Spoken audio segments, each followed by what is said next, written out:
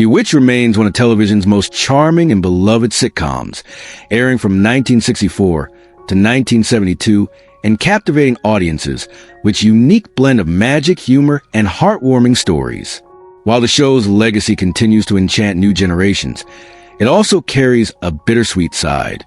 Over the years, several of the talented actors who brought Samantha, Darrin, and the rest of the magical cast of life have tragically passed away. In this tribute, we honor their unforgettable performances and lasting contributions to television history. Join us as we remember their lives and celebrate the timeless magic they left behind. Agnes Morehead, born December 6, 1900 in Clinton, Massachusetts, was a formidable actress whose towering presence and complex personal life added an unforgettable depth to her portrayal of Endora on Bewitched, a role she began at age 64 in 1964. Endora was a powerful, sarcastic witch whose disdain for mortals, particularly her son-in-law Darrin, was as biting as it was comically exaggerated. Yet Morehead's performance imbued the character with a nuanced combination of theatrical flair and maternal tenderness. Her career, spanning radio, film, and television, was marked by remarkable versatility, including a collaboration with Orson Welles on the Mercury Theater and 4 Oscar nominations, an impressive feat that belied the often typecast nature of Hollywood character actors. Raised in a deeply religious family, Morehead's early years were imbued with classical influences and a passion for the arts, but she balanced this with a devout Christian faith that saw her regularly carrying a Bible on set. Despite outward success, her life was marked by contradictions. She lived modestly, avoiding the excesses of the industry, yet maintained a fiercely independent spirit that resisted the studio system's constraints. Her health declined in the early 1970s due to uterine cancer, leading to her death on April 30th, 1974 at age 73 in Rochester, Minnesota. Though her net worth at death was around $5 million, Morehead's true legacy was her ability to inhabit complex female roles with depth and authenticity, paving the way for future generations of actresses who sought to break free from one-dimensional characterizations. Behind the scenes, colleagues recalled her as both intensely professional and surprisingly warm, a woman who balanced the contradictions of faith, artistry, and personal resilience in an era when such openness was rare. The untold stories of her private life, her religious convictions, battles with illness, and resistance to Hollywood conformity, paint a portrait of a woman as richly layered as the roles she mastered, forever influencing television history. David White, born April 4th, 1916 in Denver, Colorado, became widely recognized for his role as Larry Tate on Bewitched, which he began portraying in 1964 at the age of 48. Larry Tate was a quintessential slick, opportunistic advertising executive. Charming, manipulative, and comically hypocritical, a character that reflected and critiqued the cutthroat, image-obsessed world of 1960s Madison Avenue. White's commanding performance brought an unexpected warmth and likability to a man who was often morally flexible, showcasing the actor's skill in rendering complex characters who resonated with audiences beyond surface caricature. Before his television success, White served honorably as a Marine in World War II, an experience that gave him a perspective on discipline and loss which would quietly permeate his later life. Tragedy struck early and often. His first wife died during childbirth, leaving him to raise a child while navigating the demands of an acting career. This personal grief was compounded decades later when his son Jonathan was killed in the horrific Pan Am Flight 103 Lockerbie bombing in 1988, a catastrophic event that devastated the family and profoundly affected White's final years. Despite these heart-wrenching losses, White maintained a steady career in film and television, including parts in critically acclaimed movies, such as The Apartment and Sweet Smell of Success, where his nuanced performances earned him respect from peers and critics alike. He died of a heart attack on November 27, 1990 at 74, in North Hollywood, leaving behind a modest net worth of approximately $2 million. Throughout his life, White was known for his professionalism and quiet dignity in the face of unimaginable sorrow, an actor whose work ethic never faltered despite the shadows cast by personal tragedy.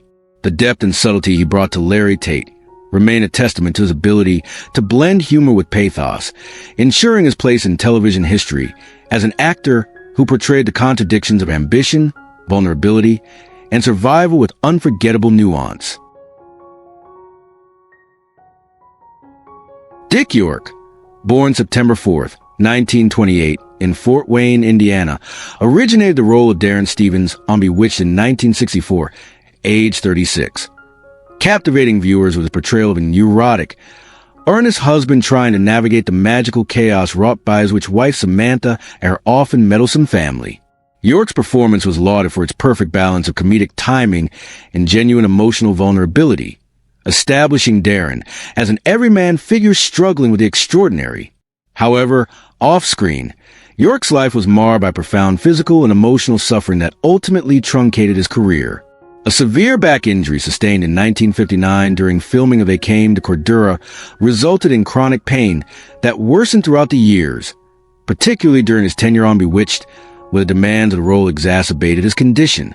This pain forced York to leave the show in 1969, leading to his replacement by Dick Sargent.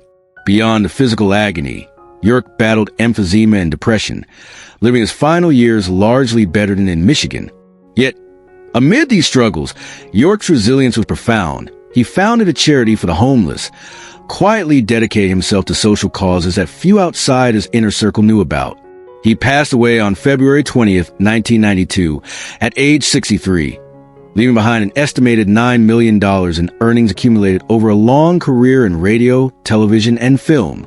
Friends and colleagues remember York as a man of great humor and kindness, who masked his internal battles with grace and professionalism. His story is a poignant reminder of the hidden cost of stardom and the human toll behind the laughter, underscoring complexity of a man who brought warmth and honesty to a beloved television character while fighting his own private demons. York's legacy is not just in a role that made him famous, but in the courage with which he faced adversity, inspiring generations both on and off the screen. Dick Sargent, born Richard Stanford Cox on April 19, 1930, took over the role of Darrin Stevens in the iconic television series Bewitched in 1969 at the age of 39, stepping into a role previously inhabited by Dick York.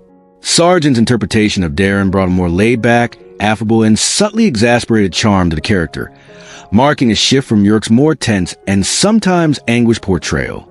His version of Darrin was less the overwhelmed victim of magic's chaos, and more a wry, dry-humored partner who navigated Samantha's enchantments with reluctant patience.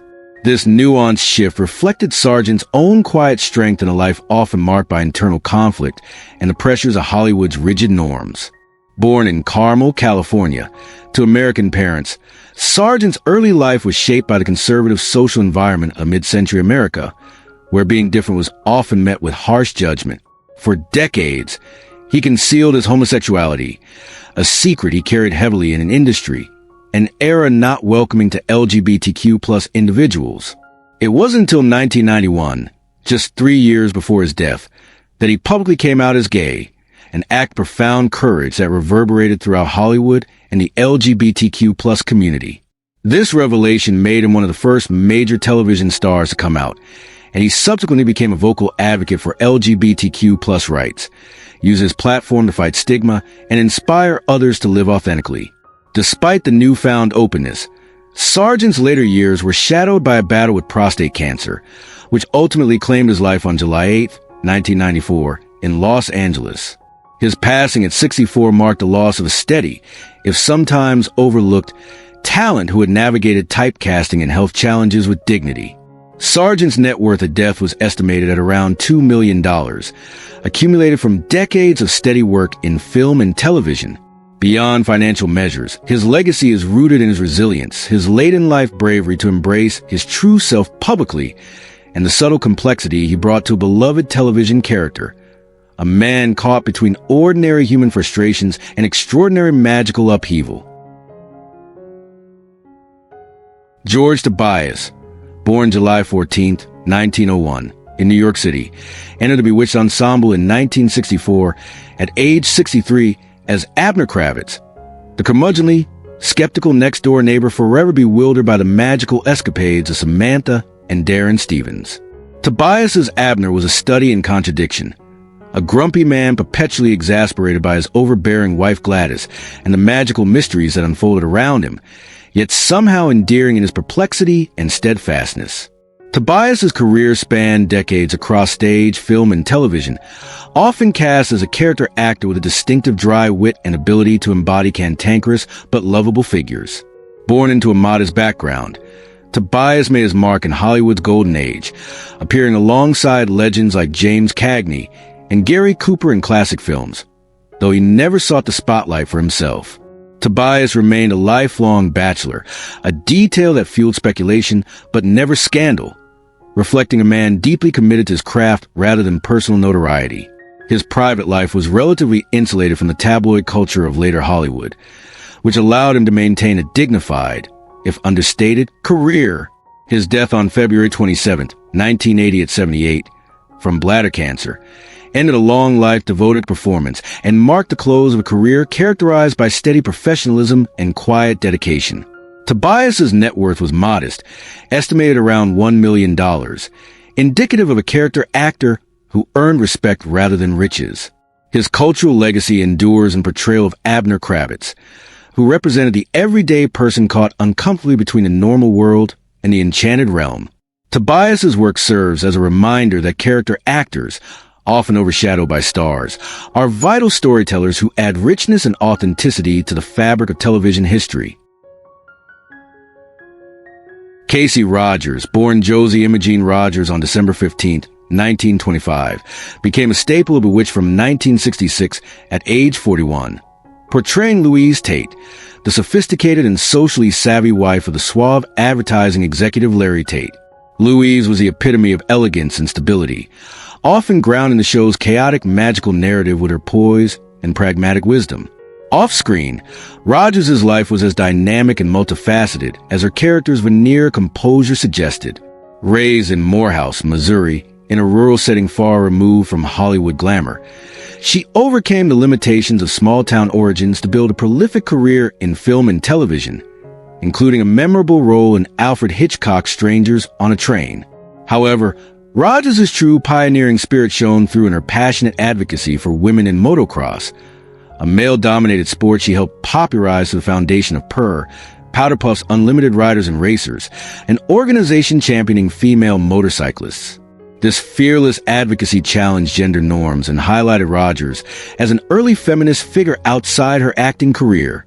Later in life, Rogers faced significant health challenges, ultimately succumbing to complications from throat cancer and a stroke on July 6, 2006 at 80 in Los Angeles. Her net worth at death was approximately $1.5 million, reflecting a career enriched by diverse roles, writing, and her bold commitment to sports promotion. Casey Rogers' legacy is a layered one.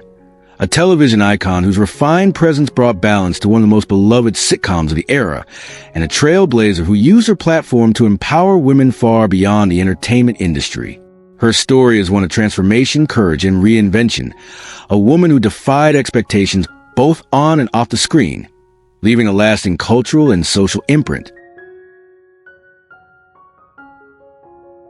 Sandra Gould, born on July 23, 1916, stepped into the iconic role of Gladys Kravitz on Bewitched in 1966 at age 50, succeeding Alice Pierce after a tragic death. Gould's portrayal transformed Gladys from a subtle, neurotic figure into a larger-than-life, loud, and often shrill caricature of the nosy neighbor, which made her unforgettable but also typecast her in similar eccentric roles for the rest of her career. Born into a modest working-class family in Brooklyn during the Great Depression, Sandra's early years were defined by financial hardship and an environment that demanded resilience and grit. She was twice widowed, experiences that marked her personally yet were seldom spoken of publicly, as she preferred to maintain a polished, witty public persona that masked the loneliness and grief she carried. Beyond her acting, Gould was an accomplished writer, publishing a humorous book in 1961 that revealed her sharp intellect and ability to find humor in life's darkest moments, a trait that no doubt influenced her comedic style on screen. Despite steady television appearances in classics like I Love Lucy, The Twilight Zone, and The Brady Bunch, her career was frequently limited by the typecasting that her loud Gladys role invited, and she struggled to land roles that showcased the breadth of her talent. Health problems plagued her in later years, and she died from a stroke following heart surgery in Burbank, California, just days shy of her 83rd birthday on July 20th, 1999. Financially, Gould amassed a net worth estimated at around $1 million, reflecting decades of steady work rather than blockbuster fame. Her legacy is paradoxical. A woman who brought vibrant humor and comic relief to millions, while privately navigating the isolations and disappointments often suffered by character actors in Hollywood. Sandra Gould's Gladys Kravitz remains a cultural staple of 1960s television, a character beloved for her comic absurdity, but whose creator lived a life far more complex and bittersweet than her screen persona suggests. Alice Pierce, born October 16, 1917 in Mineola, New York, emerged as the original Gladys Kravitz in Bewitched at age 47, crafting a character whose frantic energy, nervous glances, and persistent determination to unmask the magical world of Samantha added a crucial human element of skepticism and humor to the show. Raised in a family steeped in vaudeville traditions, Pierce's early exposure performance shaped her finely tuned comedic timing and stage presence, yet her journey was far from smooth. The entertainment industry of mid-20th century America was notoriously unforgiving to aging actresses, and Pierce found herself navigating an environment that often marginalized women once they passed their youthful prime. Amidst this, her personal life took a tragic turn when she was diagnosed with terminal ovarian cancer just before the filming of Bewitched began, a secret she guarded fiercely. Despite the agonizing pain and looming shadow of death, Pierce maintained a vibrant and energetic presence on set, delivering her performance with a mix of genuine fear and comedic brilliance that masked her suffering. Colleagues recall her stoicism and professionalism during this time, often unaware of the grave illness she was enduring. Her death on March 3, 1966 at 48, shocked the entertainment community, and her posthumous Emmy Award was a testament to both her remarkable talent and the courage she displayed in continuing to work under such dire circumstances. Pierce's legacy extends beyond the screen. She symbolizes the hidden battles many face while maintaining a public facade, especially women confronting illness in an industry obsessed with appearances. Her net worth at the time of death was modest, approximately $500,000, reflecting a career built on supporting roles rather than leading lady status. Yet, the impact of her Gladys Kravitz character endures, embodying vulnerability, determination, and the bittersweet reality behind the laughs, a poignant reminder of the personal sacrifices behind Hollywood's golden age of television comedy. Marion Lorne, born August 12, 1883, in West Pittston, Pennsylvania, brought a distinctive charm to the role of Aunt Clara on Bewitched, joining the series in 1964 at the venerable age of 81. Aunt Clara's gentle confusion, endearing bumbling and quirky fascination with doorknobs won the hearts of audiences, providing a soft, humanizing contrast to the show's magical escapades. Lorne's life was deeply intertwined with the theater. Born to Scottish and Irish parents, she was raised in an environment steeped in performance art and began her acting career on the stages of London and New York.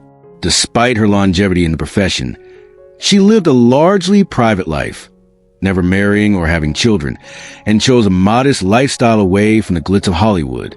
Her transition to television later in life was marked by critical acclaim for her nuanced comic timing and expressive, subtle performances that stood apart in an era dominated by broader slapstick comedy.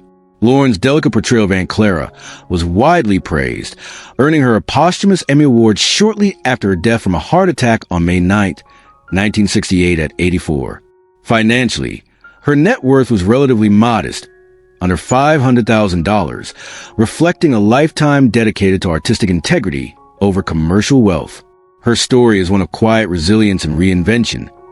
Even in her 8th decade, she found renewed purpose and cultural relevance through her television work. Beneath the whimsical facade of Aunt Clara lay a woman of depth and grace, whose contribution to early American television comedy is often overshadowed by bigger stars but remains vital.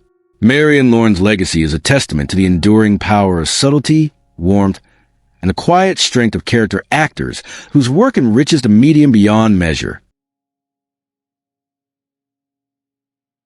Bernard Fox, born May 11, 1927, wove his indelible mark into television lore as a flamboyant and eccentric Dr. Bombay in Bewitched, debuting in 1966 at the age of 39. Dr. Bombay was no ordinary character. His theatrical presence, wildly colorful costumes, and cheeky humor made him a standout figure in a show already rich with whimsy. But behind this dazzling performance lay a man shaped by deep-rooted family tradition and profound personal experience. Fox hailed from Wales and was part of fifth-generation lineage of performers, a heritage that ingrained in him a natural theatrical flair and an understanding of showmanship from an early age. His youth was marked by the upheaval of World War II, during which he served as an officer in the Royal Navy. This chapter in his life not only instilled discipline, but exposed him to a variety of personalities, including an eccentric naval officer who would later inspire the creation of Dr. Bombay's distinctive mannerisms and eccentricities. His career was far-reaching, spanning memorable roles in Titanic, The Mummy, and Hogan's Heroes, where he showcased versatility that went well beyond his iconic Bewitched role. Off-screen, Fox maintained a grounded and stable personal life, married to Jacqueline Fox, with whom he had 2 daughters. Despite never attaining leading man status, his body of work earned him steady acclaim and financial success, culminating in an estimated net worth of $2 million at the time of his death on December 14, 2016 at 89 from heart failure in Van Nuys, California. Fox's legacy lies in his ability to blend the comedic and the authentic, injecting depth and heart into characters that might have otherwise been dismissed as mere caricatures. His life and career remind us that great character actors often carry the cultural memory of television, their work resonating across generations in ways that leading roles sometimes cannot, especially when rooted in a personal history as rich in nuance as Fox's. Mabel Albertson, born on July 24, 1901, remains an enduring figure in American television history, primarily remembered for her memorable portrayal of Phyllis Stevens, the neurotic, meddling mother of Darrin Stevens in the iconic 1960s sitcom Bewitched. Beginning this role in 1964 at the age of 63, Albertson took what might have been a simple archetype of a nagging mother-in-law and transformed it into a complex, character rich with sharp comic timing, biting wit, and a surprising emotional depth. Phyllis Stevens was a portrait of suburban anxiety and generational tension during a period of rapid social change in America. Her infamous sick headaches, whenever Samantha's magic disrupted the status quo, were more than just comedic devices. They reflected the underlying fear and suspicion many Americans felt toward anything that challenged their conventional worldviews. Born into a Jewish family, Mabel was the sister of Jack Albertson, himself a respected actor known for his role in Willy Wonka and the Chocolate Factory. Despite this strong theatrical lineage, Mabel had to contend with the systemic challenges women faced in the early 20th century entertainment industry, including typecasting, ageism, and gender discrimination. She carved out a career spanning radio, stage, and television, where her comedic and dramatic talents made her a sought-after character actress. Off-screen, her personal life was marked by complexities. 2 marriages and raising a son, George England, who later pursued a successful career as a film director, continuing the family's artistic legacy. Albertson's later years were tragically overshadowed by Alzheimer's disease, a cruel irony for a woman whose career depended on sharpness of mind and memory, and she passed away on September 28, 1982 at 81 in Santa Monica, California.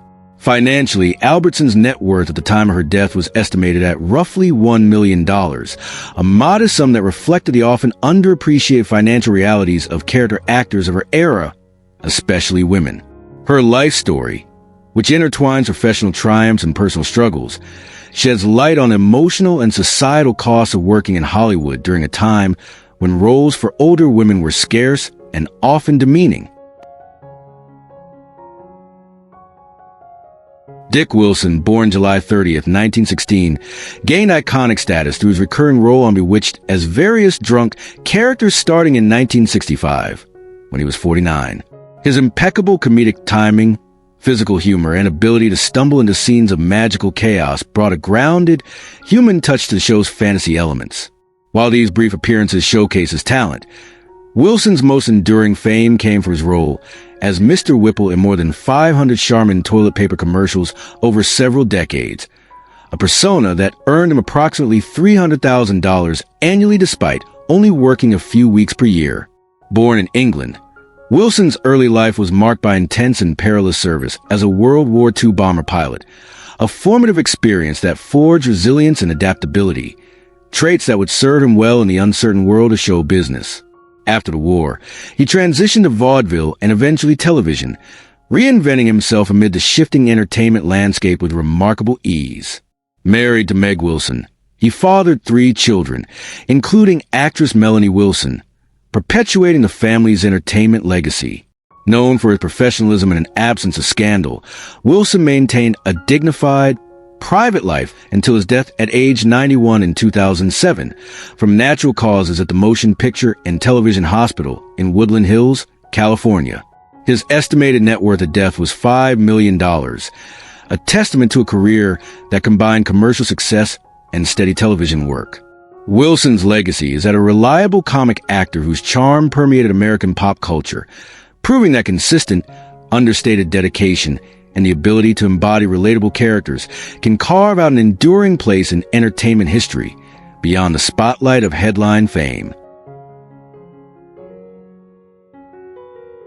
Alice Ghostley, who joined Bewitched in 1969 at age 46 as a shy, accident-prone witch and housekeeper Esmeralda, brought a rare blend of warmth, eccentric charm, and comic timing to a role that might have otherwise been dismissed as mere comic relief.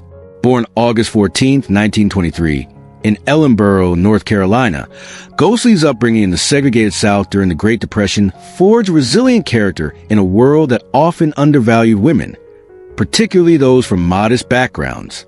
Her childhood, though not marked by scandal, was shaped by economic hardship and societal constraints, which fueled her determination to break free through performing arts. Her path was far from easy. Hollywood was notoriously difficult for women who didn't fit the stereotypical mold of glamorous leading ladies. Yet Ghostley defied these limitations, earning a Tony Award for her stage work and carving out a career filled with distinctive character roles. Taking over the role of Esmeralda after the death of Marion Lorne, she faced immense pressure to honor her predecessor while stamping her own identity on the character. Esmeralda's nervousness and magical mishaps, like disappearing when she sneezed, became more than just comic devices. They symbolized vulnerability, imperfection, and humanity behind the fantasy. Ghostley's personal life reflected her dedication to her craft. She was married to actor Felice Orlandi, but never had children, perhaps choosing her art as a surrogate family. Later in life, she battled colon cancer and suffered strokes that severely impacted her health, but she remained dignified and private about her struggles until her death on September 21st, 2007 at 84, in Studio City, California. With an estimated net worth of $1.5 million, amassed through decades of relentless work on stage, film, and television, her legacy endures as a testament to the power of perseverance and the beauty of embracing one's quirks in an industry obsessed with perfection. Few actresses of her era could blend comedy and poignancy with such grace, quietly shaping television's golden age from behind a curtain of sneezes and magical mishaps.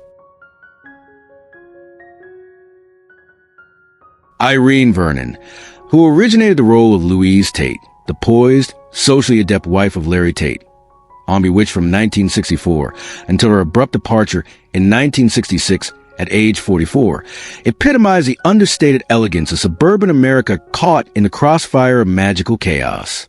Born January 16, 1922 in Detroit, Michigan, Vernon grew up during the Great Depression, a period that instilled in her a keen understanding of societal expectations, especially for women navigating precarious balance between domesticity and personal ambition. Her portrayal of Louise Tate was deceptively simple, yet carried a subtle weight. She embodied the polite facade of conformity while hinting at the frustrations beneath, caught between supporting her husband's career and managing the surreal disruptions caused by her witch neighbor, Samantha. Vernon's exit from the show was steeped in off-camera drama. Reports suggest her loyalty to writer Danny Arnold during a contentious behind-the-scenes dispute led to her forced retirement, exposing the ruthless politics that often govern television production. This controversy abruptly ended a promising television career, and Vernon chose a life of seclusion thereafter, rarely speaking publicly about the incident or her time in the industry. She died on April 21st, 1998 at 76 in South Bend, Indiana, from congestive heart failure and coronary artery disease, leaving a modest estate under $500,000, a reflection not of talent, but curtailed opportunities and the harsh realities of Hollywood's power dynamics. Vernon's story offers a poignant glimpse into the cost of integrity and loyalty in an industry where creative and personal allegiances could make or break careers, underscoring the fragile balance actresses had to maintain between ambition and survival in 1960s America. Cosmo Sardo, known affectionately in industry circles as the Humphrey Bogart of the bit players, at 56, was a quintessential Hollywood journeyman whose prolific but often uncredited presence on Bewitched beginning in 1965 lent the show a layer of authentic texture through his many small but essential roles. Born March 7, 1909, Sardo's life spanned a remarkable period of American cultural and economic upheaval, from the roaring 20s to the dawn of modern television, and his career reflected an unyielding commitment to his craft, however humble the parts. Raised during the Great Depression, Sardo developed a work ethic that sustained him through decades of bit roles, playing everything from art gallery patrons to maitre d's with an understated professionalism. Beyond acting, he supported himself as a Hollywood barber, styling stars such as Dick York on set. A unique duality that bridged the worlds of glamour and everyday labor. Despite never achieving household name status, Sardo's nearly 500 credits speak to an indispensable role in the ecosystem of classic television, the invisible backbone behind the stars and leading roles. His lack of scandal or public controversy further highlights a life lived in quiet dignity, dedicated solely to steady work rather than fame. Sardo passed away on July 14, 1989 at 80 in Los Angeles of natural causes, leaving behind a modest net worth of approximately $300,000, a figure that belies the sheer volume and impact of his work. His legacy is emblematic of the countless character actors whose faces became familiar to audiences but whose names often went unsung, quietly shaping the texture of Hollywood's golden era. His career invites reflection on the unheralded labor that sustains entertainment and the human stories behind the fleeting images that captivated millions.